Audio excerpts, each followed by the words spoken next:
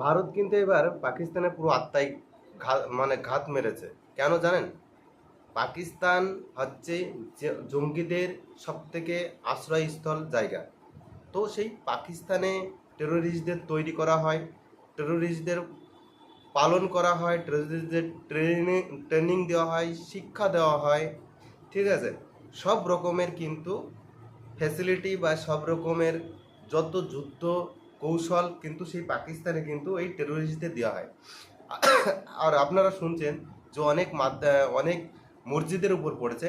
Actually ওগুলো মসজিদ না, অ্যাকচুয়ালি ওগুলো হচ্ছে ওদের ট্রেনিং সেন্টার বা ওদের প্রশিক্ষণ কেন্দ্র বা থাকার জায়গা।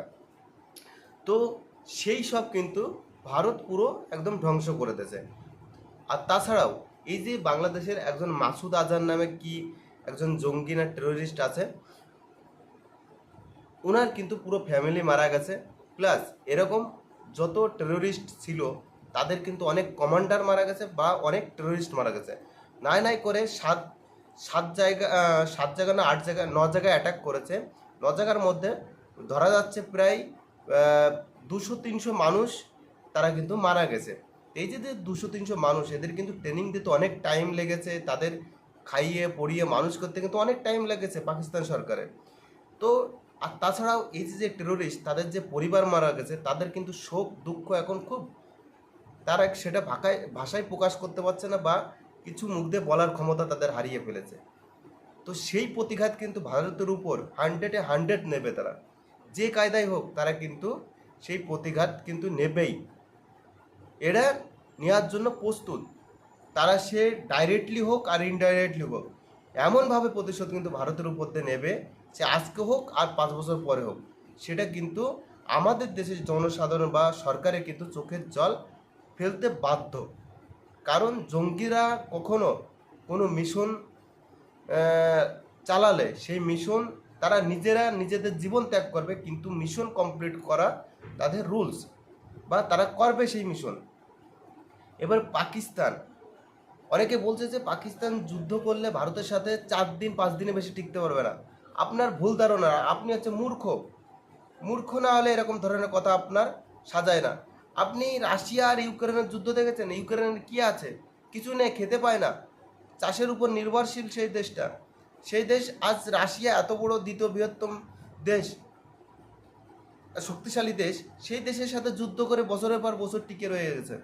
আজকে আমেরিকা আফগানিস্তানে এসে 20 বছর রাজত্ব করার পরে আমেরিকাকে ছেড়ে দিতে হলো, আফগানিস্তান ছেড়ে দিয়ে পালাতে হলো, তাও নিজেদের জীবন নিয়ে তাই পালাতে পারছিল না। আর আপনি কিভাবে যে কথা বলছেন, ইসরায়েল পারছে না ফিলিস্তিনি গাজাকে সাহায্য করতে, আর আপনি এইসব ডায়লগ দিচ্ছেন যে ভারতের সাথে 4 দিনের বেশি টিকে থাকতে পারবে না। এটা হচ্ছে সব থেকে আমাদের হচ্ছে একদম নিম্নমানের সোর্স। আর নিম্নমানের সোর্সের জন্য এই বারে বারে অ্যাটাকগুলো হয়।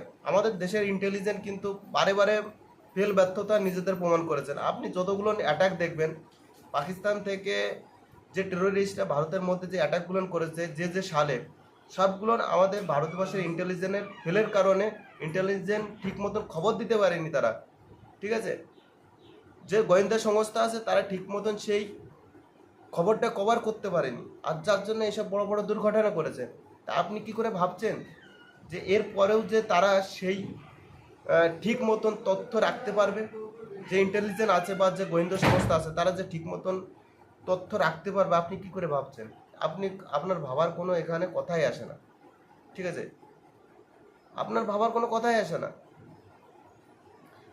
আপনি একটা জিনিস ভাবুন, যে দেশটা খেতে পায় না সে দেশ বছরের পর বছর কিভাবে যুদ্ধ চালিয়ে যায়।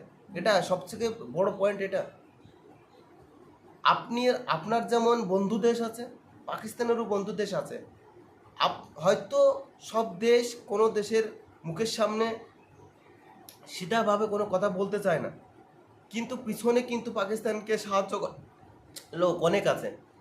আপনি দেখুন না, চারিপাশেই চীন রয়েছে, বাংলাদেশ রয়েছে, পাকিস্তান, ইসরায়েল রয়েছে, গাজা রয়েছে, আরও এরকম মুসলিম কান্ট্রি দেশ। সব মুসলিম কান্ট্রির দেশ কি ভারতকে ভালোবাসে? আর ভারত সব মুসলিম কান্ট্রি দেশকে কি সাহায্য করেছে যে ভারতকে ভালোবাসবে? না। আপনি একটা কথা বলুন, ভারতকে ভালোবাসবে?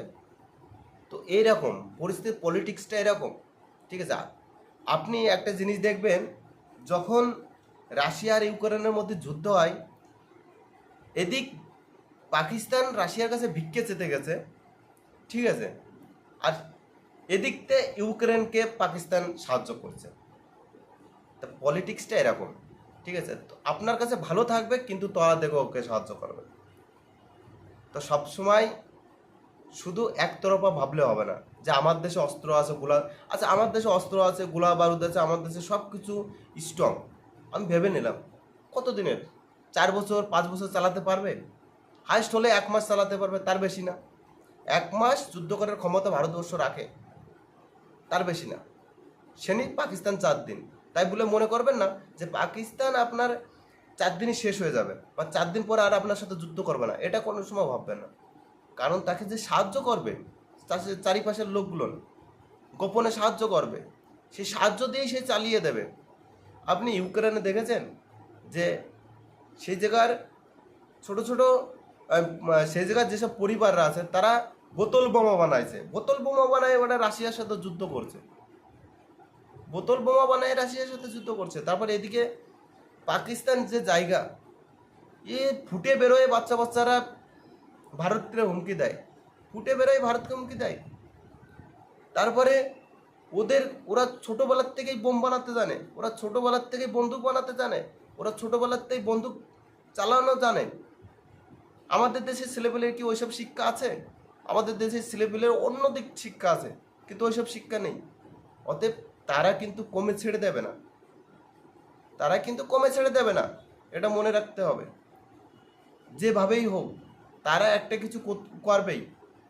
আর আর ওদের নিয়ে কোনো ভরসা নেই। পাকিস্তান বলে এক, করে আর এক, ঠিক আছে। ওরা এর আগে বলেছে যে সিন্ধুর জল আসবে না রক্ত আসবে, কিন্তু ওদের নিয়ে বিশ্বাস নেই। সেটা হয়তো আমাদের সাধারণ মানুষের জীবন দিয়ে রক্ত দিতেও হতে পারে।